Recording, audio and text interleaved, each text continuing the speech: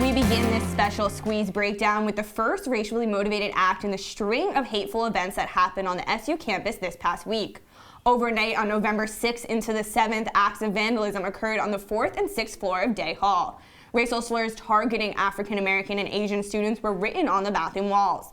The Department of Public Safety has notified on Thursday the 7th, and the campus leaders met with students from the floors 4 and 6 3 days later on Sunday. At the meeting, students say administrators told them not to record or tell anyone else what happened. On Monday evening, after students posted about the graffiti and subsequent meeting on social media, Vice President of Student Experience Robert Hradsky informed the entire student body of the vandalism through an email. Students living in Day Hall outside the affected floors felt the university did not communicate properly. I wish they had emailed us, the people that live in Day and Flint, because it's the Mount, and I think that we should have been informed at first, and then they could have addressed the rest of the community.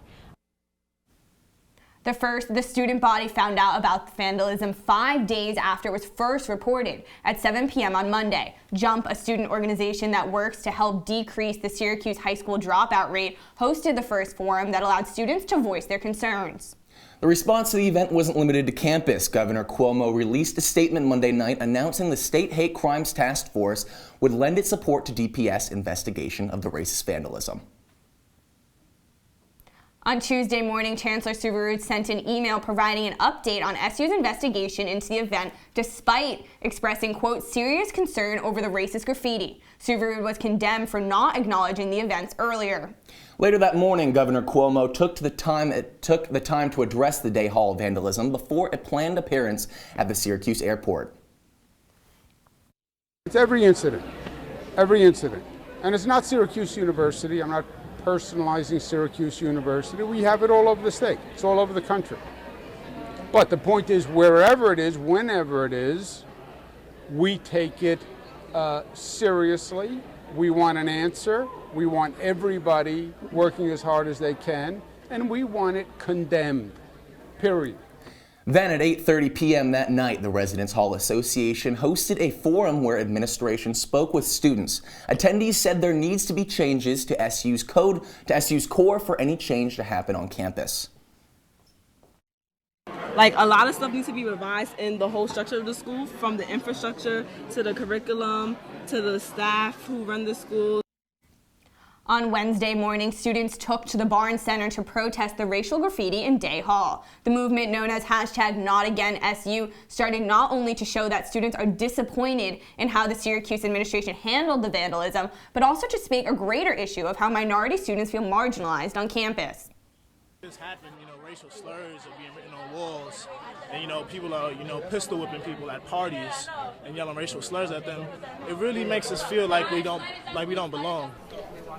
Later that day, Chancellor Kent Syverud went to the Barnes Center to protest, to speak to students and acknowledge the original 6 demands they had appealed. So I will read them, and I take it the whole team will respond to them as promptly as possible. At about 5:30 on the same day, racial slurs written in the bathroom of the physics building only steps away from the Barnes Center were reported to DPS. Students were only alerted to this about 3 on early Thursday morning. Around the same time on Wednesday, Otto's Army, the SU student section, urged students not to attend that night's basketball game in solidarity with the Not Again SU movement. Students continued to protest in the Barnes Center into Thursday, forming committees and working to grow their movement. Around 4:30 across campus and several streets down, a swastika was found drawn in the snow behind the 505 apartment building. Our news director Greg Bradbury sat down with the executive director of Syracuse's Hillel to talk about how the Jewish community can move forward from this.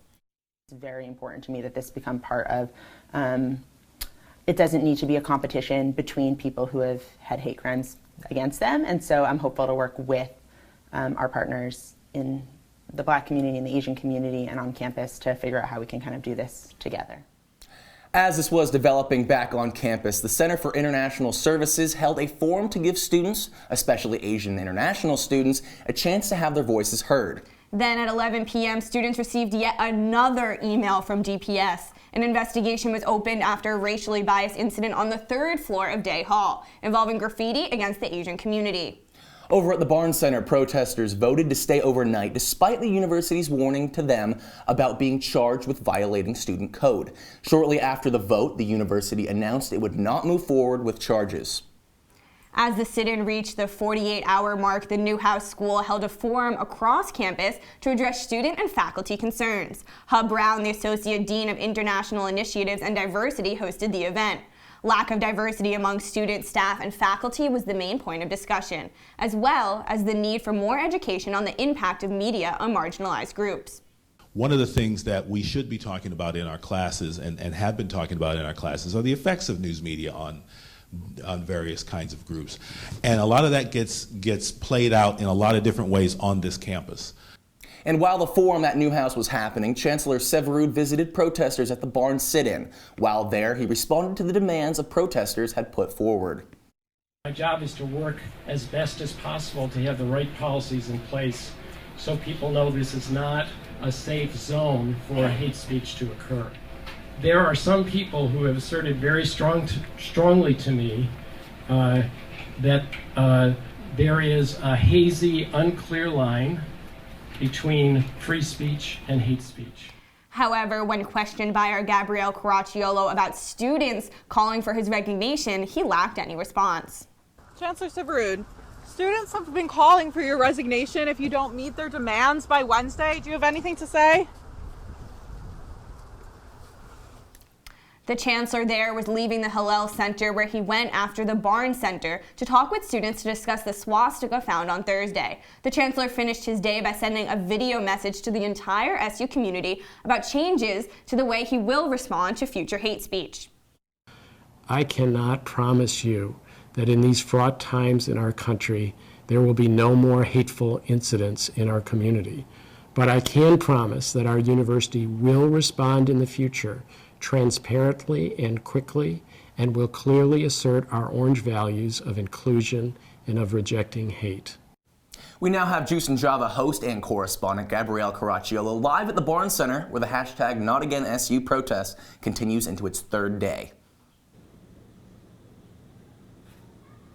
Now, Lilia, Landon, just a short time ago, Assemblyman Bill Nagnarelli and State Senator Rachel May were inside the Barnes Center at the Arch right behind me talking to the student protesters. May told them she thought their new list of demands was extremely thoughtful and that they were already helping to move the dial. I have that list of demands in my hands right here. The original list had 10 demands. This one has 18. One of the controversial demands from that first list was the demand for a same-race roommate option. On this list of demands, the updated list, they're now calling instead for a roommate selection portal where people can choose roommates with similar interests and identities, and they're also calling for more multicultural learning communities. Some other new demands from this expanded list include consistent engagement from the chancellor, the diversity training status of professors being readily available online, as well as monthly updates on the status of these demands. They say if similar racially motivated incidents happen, the university should have 48 hours maximum to respond and let the university know, and there should be no consequences for the protesters. You can find that list on our Twitter at CitrusTV News, and we will have updates throughout the day on that Twitter at CitrusTV News. For now, outside the Barnes Center at the Arch, Gabrielle Caracciolo. So much for keeping us updated, Gabrielle. Citrus TV will be continuing to have its hashtag NotAgainSU coverage throughout the day. Right now we have Renegade Magazine co-editor-in-chief Jalen Nash and social media chair Anya Philogene here to talk to us about the growing movement. Thank you so much for being with us, both of you guys. So what do you feel that Renegade's role in this movement is? I think that, if anything, from the last few incidents at this campus, we've seen the importance of media in kind of protecting students. As the first general interest magazine for Black students, we especially consider the importance of Black media being able to control and kind of guide the narrative of our own stories and our own movements and our own protests. So. And then what do you guys personally want to see come out of this hashtag NotAgainSU protest? I think our main thing is just finally seeing change within the administration, within how they handle all of these situations. That's really our main thing. We just want action now. Have you guys been at this protest since the beginning? Yes. Every hour, every minute. Yep. Someone from Renegade is there. Yep. Good. And yesterday was a very jam-packed day, so you guys were definitely had coverage on that.